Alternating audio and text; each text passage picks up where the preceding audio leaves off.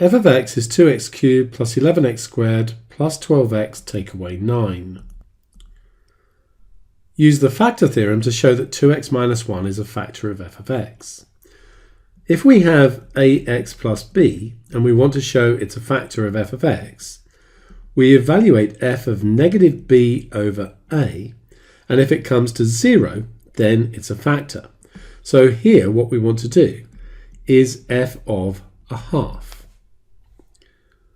F of a half is going to be 2 times a half cubed plus 11 times a half squared plus 12 times a half take away 9.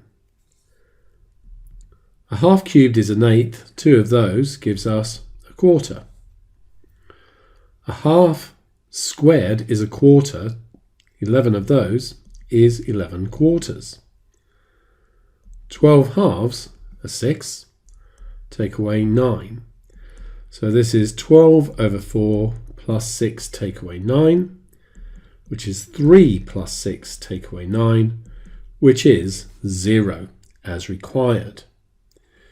We now want to show that f of x equals 0 has exactly 2 solutions. So we know that 2x minus 1 is a factor. So the cubic here could be written as, so the 2x cubed plus 11x squared plus 12x take away 9 can be written as 2x take away 1 multiplied by a quadratic factor. Now because we have 2x cubed here and 2x here, it must start with x squared. Because we have a negative 1 here and a negative 9 here, it must end with a plus 9. And we're not sure what goes in the middle, so I'm going to call it kx. So